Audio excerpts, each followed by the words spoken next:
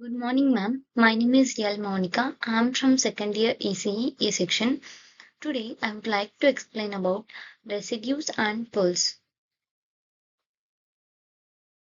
Outline of this topic is residue theorem and poles. First, let me explain residue theorem statement.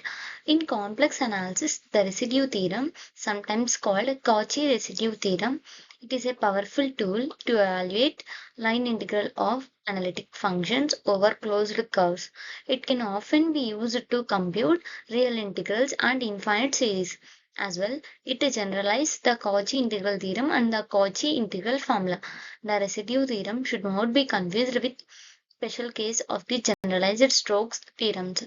In special case, the residue theorem in mathematically it is represented as curve integral gamma f of z into dz equals to 2 pi I into summation of k equals to 1 to n I of gamma comma ak of residue of f comma ak.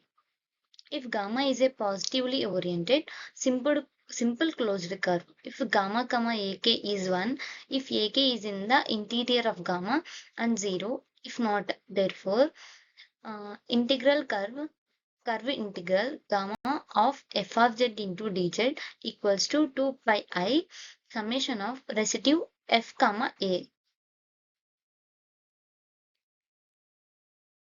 Let me explain definition of the poles.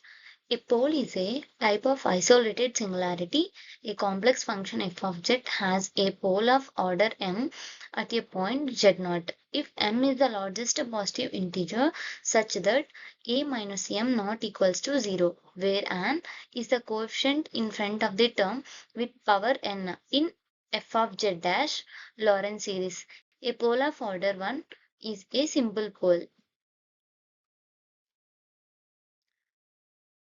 Let me explain the example how to find out residues and the poles. Uh, the example is show that integral 0 to 2 pi d theta by 2 plus cos theta equals to 2 pi by root 3. To evaluate this given integral using the residue theorem, we need to interpret the problem carefully. The integral you are trying to evaluate is I equals to integral 0 to 2 pi d theta by 2 plus cos theta. This is a real integral, but we are tasked with using the residue theorem, which suggested we should think about complex analysis and counter integration. Here, how we approach the problem is rewrite the integral in terms of a complex variable. To use residue calculus, we first express the integrand in terms of complex function. The standard substituting to convert the trigonometric integral into a contour integral, let z equals to e power I theta. Z equals to e power I theta. By differentiating the above equation, we get dz equals to I into e power I theta d theta equals to iz into d theta. That is d theta equals to dz by iz. We know that cos theta equals to z square plus 1 divided by 2z. Replace d theta value and cos theta value in equation 1, that is integral 0 to 2 pi d theta by 2 plus cos theta. D theta equals to dz by iz, cos theta equals to z square plus 1 by 2z. That is, when we replace these values in equation 1, we get integral 0 to 2 pi dz by iz into 2 plus z square plus 1 by 2z. Thus, the integral becomes to resolve these integrals, then we get integral 0 to 2 pi dz by iz 4z plus z square plus 1 by 2z. Then we get cancel the z and we get 2 by I integral 0 to 2 pi dz by z square plus 4z plus 1. If we want to apply the residue theorem, we need to find the poles of the integral. The denominator is a quadratic equation, that is z square plus 4z plus 1. Solving for z, we use the quadratic formula. Z equals to, the quadratic formula is Z equals to minus b plus or minus root of b square minus 4ac divided by 2a. By using this quadratic formula, we can find the poles of a quadratic equation, that is z square plus 4z plus 1.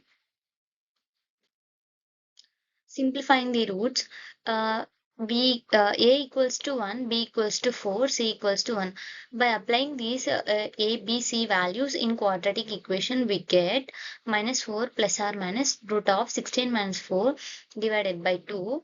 Then by simplifying this equation, we get minus 2 plus or minus root 3. So the roots are z1 equals to, we get two roots, that is z1 equals to minus 2 plus root 3, z2 equals to minus 2 minus root 3. Finding the values of the roots in order to check if the roots are inside the curve or outside the curve. Minus 2 minus 3. The value of root 3 is 1.7. So minus 2 minus root 3, the value is minus 3.7. And minus 2 plus root 3, the value of minus 2 plus root 3 is minus 0.7. Since the interprint has two poles, among the two poles, minus 2 plus root 3 is inside the curve. Then we get 2 by I integral 0 to 2 pi dz by z plus 2 minus root 3, z plus 2 plus root 3.